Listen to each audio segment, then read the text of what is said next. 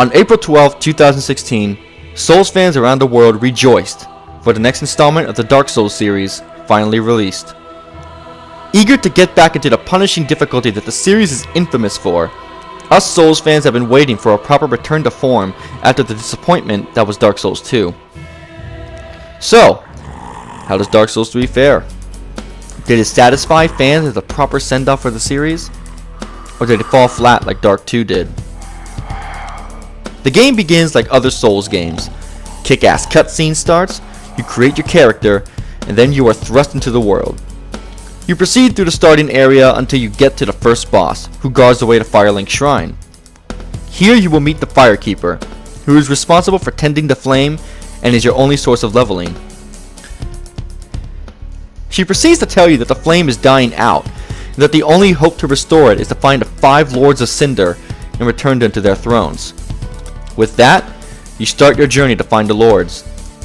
Along the way, you will meet NPCs who can help you along your journey. Yol, for example, is a villager who can teach you sorceries, as well as give you free levels. There are also various NPCs in Firelink Shrine who can either sell you gear and weapons, or even allow you to upgrade your weaponry, giving you an edge in combat. Then there are characters whose questline can change the ending of the game, like Yuria and Henri of Astora. Now the story takes place approximately 300 years after Dark Souls 2, although don't quote me on that because I don't know for sure. And although the story can stumble a few times, the journey to the end is an entertaining and memorable one. Combat is better than ever in Dark Souls 3. From bringing back the mana bar for sorceries all the way from Demon Souls, to the brand new weapons art system, combat is not only more fun, but more tactical as well. Making smart rolls and proper use of your weapon arts or powerful spells can spell triumph or doom for those who become impatient. Enemies are more dangerous as well. Certain villagers, if not dealt with soon, will turn into a horrifying monster. And larger enemies like knights can use weapon arts as well, which is guaranteed to catch you off guard at least once in your playthrough. Now, while most enemies offer a fair but difficult challenge, there are some areas where the developer went a little overboard. For example, in the Irithyll dungeons, there are witches who can decrease your max health just by staring at you, and their range is utterly ridiculous. Now to be fair, they do have low health, so usually you can kill them before they activate it. But when they activate it, boy are you in for an incredibly difficult time. On the other hand, boss fights are easily some of the best parts of the entire series, and Dark Souls 3 does a tremendous job at boss designs and easing players into the difficulty scaling. Like Bloodborne, most bosses will have 2 phases, where their tactics and move lists will change, forcing the player to think on their toes during the fight. Some bosses will change when their health reaches 50%, and others will grow a new health bar once you take down the first one. Early bosses will have fairly low health, but are still challenging, as some of them will play on tactics that the player uses, punishing them with an insane combo or damage output. There are also bosses who require you to figure out their gimmick. The Deacons of the Deep are a particularly strong fight in this regard because it is a mob enemy that relies on audio and visual cues for the player to figure out how to beat them.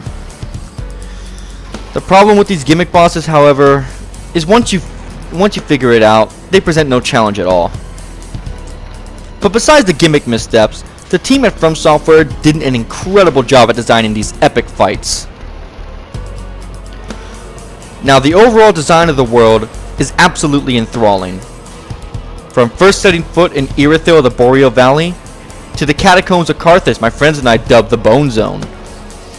Each area has made me stop just to look around, and unlike DS2, the use of shortcuts in this game is amazing.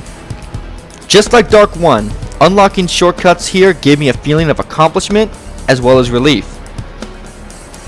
This type of level design makes you explore not just to unlock the areas near you, but areas in the next or even previous location. If you run through areas, you are guaranteed to miss items, keys, and even NPCs whose quests you might be doing at the moment. Yes, the design in this game is superb, but it is not without its faults. Still present from Demon Souls is the annoyance of enemies hitting you from walls when you should be safe. and sometimes enemies can glitch through the world, completely breaking immersion. But honestly, this is a small problem that can easily be patched and probably will by the time this review is out. Now the sounds and music in this game are excellent. From the horrifying screams when you die, to the haunting boss themes is enough to keep you wanting more. The obvious standout, however, is the boss themes. Easily, my favorite are from the Farron Legion fight and the Dancer of the Boreal Valley. The Farron Legion fight has a feeling of epicness and sorrow as you fight these previous protectors. And the Dancer theme is especially mesmerizing, as it has very soft cues and notes that are quiet enough for you to hear her footsteps during the entire fight.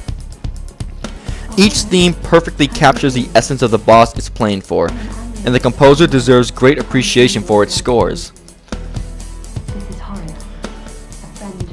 Apart from the punishing difficulty and Zelda-esque level design, there is another caveat that the Souls series is infamous for: the invasion system. With this system, when a player uses a certain item or belongs to a certain covenant, a player can invade another player's world with an intent to kill. When this happens, the host has three options: fight, die, or get to the boss room as fast as possible. These invasions make for some of the best moments in the Souls series. From the feeling of being stalked to the battle between two players is exhilarating, to say the least.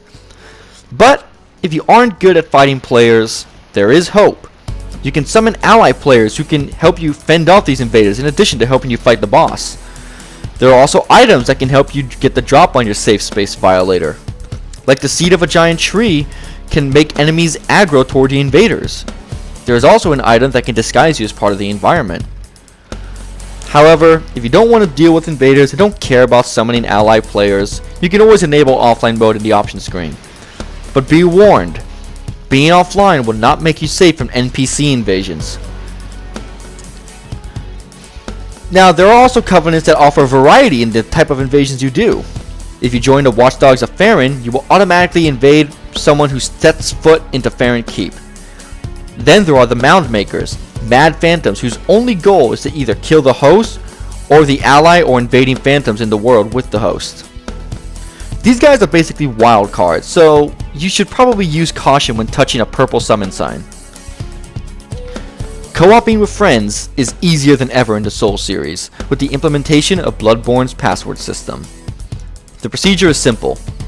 You and your friends use the same password, go to an area, and only your friend's summon sign will show up.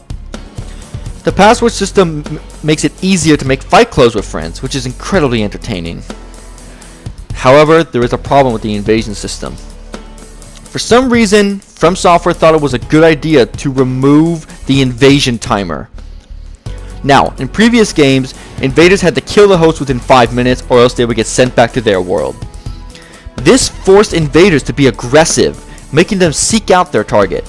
But now, they can just sit and wait for the host to get impatient, or they can just invade to waste someone's time. My friends and I had to wait 40 minutes before realizing there was no invader timer. I hope they put it back in a patch.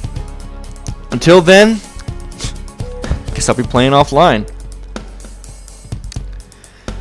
At the end of my 38-hour playthrough, I couldn't wait to get back in and try new builds, complete quests I may have missed, and just re-immerse myself with this dreadful world. Even with the issues I mentioned earlier, I can easily say this game is worth everyone's time, and delivers a Souls experience people have grown to love.